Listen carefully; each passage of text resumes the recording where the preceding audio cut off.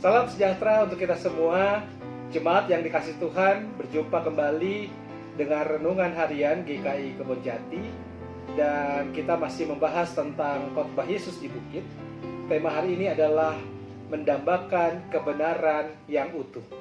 Bacaan yang akan kita renungkan diambil dari Matius 5 ayat ke-6. Berbahagialah orang yang lapar dan haus akan kebenaran, karena mereka akan dipuaskan. Saudara, apa yang dimaksud dari perkataan Yesus tentang lapar dan haus akan kebenaran? Kita tidak mungkin, saudara, memahami apalagi menghayati perkataan Yesus sebelum kita memahami betul apa artinya lapar dan haus. Lapar dan haus yang dimaksud Yesus berbeda, saudara, dengan lapar dan haus yang menjadi pengalaman kita sehari-hari. Kita belum lapar dan kita belum haus dalam arti sepenuh-penuhnya selama masih ada warteg di seberang jalan, atau ada dispenser, atau ada air dingin di lemari es di rumah kita, atau ada mie instan yang bisa dimasak dalam waktu 3 menit. Nah, saudara, beberapa lembaga organisasi kemanusiaan seringkali melakukan tradisi gerakan puasa. Beberapa di antaranya melakukan selama 30 jam berturut-turut secara teratur setiap tahun. Tujuannya apa? Tujuannya agar peserta secara langsung mengalami bagaimana lapar dan haus itu sebenarnya. Dengan harapan itu, peserta menjadi lebih bersungguh-sungguh dalam menolong mereka yang berada dalam keadaan tersebut. Dan ini ide yang sangat brilian. Namun cara tersebut toh tidak menjamin apa-apa. Sengaja membuat diri lapar selama 30 jam tetap tidak sebanding, saudara, dengan pengalaman orang-orang yang tanpa kemauan mereka terpaksa hidup kurang makan dan kurang minum bertahun-tahun lamanya. Bahkan mungkin sepanjang usia mereka. Seperti yang terjadi di Sudan dan di Ethiopia. Nah, ketika Yesus mengucapkan kata-kata itu, maka kita perlu melihat situasi dan konteks saat itu. Ketika Yesus mengucapkan kata-kata lapar dan haus, maka yang ada di benaknya adalah situasi nyata di sekitarnya waktu itu. Situasi di mana para buruh dan petani kecil memperoleh penghasilan yang begitu minim hingga sekedar cukup untuk membuat mereka hidup dan tidak mati. Dan dari waktu ke waktu berada di perbatasan antara lapar atau mati kelaparan. Begitu juga ketika Yesus mengucapkan kata haus. Yang terbayang dalam pikirannya adalah sebagian besar masyarakat Palestina yang hidup amat jauh dari sumber air bersih. Seperti saudara-saudara kita misalnya di daerah Gunung Kidul, di mana mereka harus berjalan berkilo-kilometer jauhnya untuk memperoleh air yang hanya 1-2 buyung. Apalagi kalau itu terjadi di musim kering. Jadi ketika Yesus berkata tentang lapar dan haus, sebenarnya dia tidak berbicara tentang rasa lapar yang cukup diganjal dengan beberapa potong pisang goreng atau roti tawar. Atau tentang rasa haus yang cukup terpuaskan dengan meneguk secawan kopi panas atau sekaleng soda dingin. Yang dia bicarakan adalah orang-orang yang berada dalam keadaan di mana kelangsungan hidup mereka itu sangat tergantung sepenuh-penuhnya pada ada atau tidaknya makanan dan minuman. Orang-orang yang pilihannya mesti makan dan minum atau mereka mati. Ketika makan dan minuman bukan hanya bagian dari kenikmatan atau sekedar kudapan, tetapi ini menjadi soal hidup dan mati. Sesuatu yang tidak dapat tidak.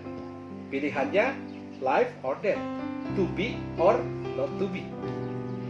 Maka itu kata-kata Yesus itu memperhadapkan kita pada sebuah pertanyaan dan sekaligus sebuah tantangan.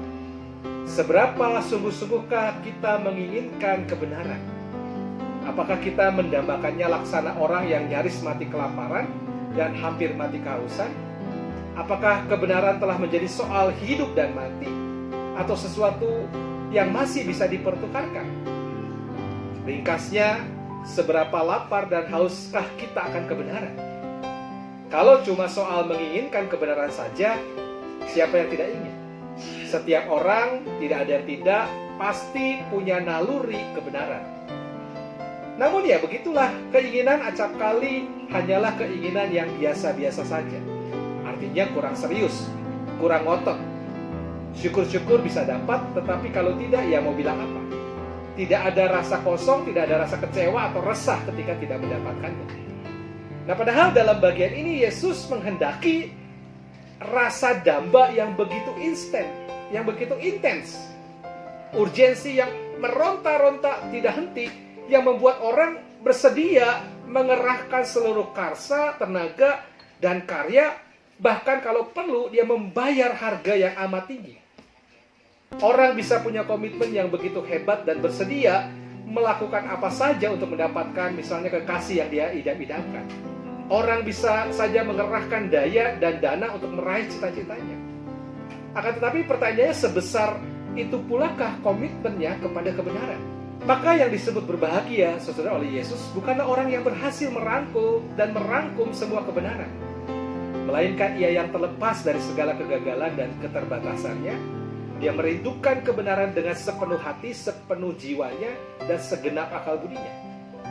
Keluhuran kita sebagai manusia tidak terletak pada kesempurnaannya, sebab kita ini makhluk yang rapuh. Ya, kita tidak pernah tiba ke situ. Kita telah cukup luhur. Kalau di jurang dosa sedalam apapun tempat kita terperosok, kita masih mampu dan mau mendengar bunyi ketukan kebenaran di pintu hati kita, dan mendorong kita untuk mempunyai kerinduan yang sangat untuk keluar dari situ. Saudara, Allah tidak menilai manusia hanya berdasarkan prestasi-prestasinya, tapi juga berdasarkan mimpi-mimpinya, dambaannya, dan apa yang sedang dia perjuangkan. Karenanya kita tidak perlu terlalu risau kalau sampai akhir hayat kita tetap tidak mampu mencapai tingkat kebaikan yang sempurna. Sebab jauh yang lebih penting bagi Allah adalah apakah yang menjadi pokok kehausan dan kelaparan di sepanjang umur hidup kita ini. Dalam bahasa aslinya, bentuk yang dipakai Yesus memang berbeda ketika dia mengatakan berbahagialah orang yang lapar dan haus akan kebenaran. Yang Yesus katakan dalam bahasa aslinya itu adalah berbahagialah orang yang lapar dan haus akan seluruh kebenaran. Yang berbahagia adalah mereka yang mendambakan kebenaran yang lengkap, yang paripurna, yang menyeluruh, bukan kebenaran yang sepenggal-sepenggal. Maka itu kebenaran tidak mengenal kualifikasi lumayan. Orang harus benar seluruhnya atau tidak sama sekali. Karena itu Yesus pasti tidak memberi tempat berlindung bagi kita yang hebat dalam prestasinya, tetapi hebat pula korupsinya.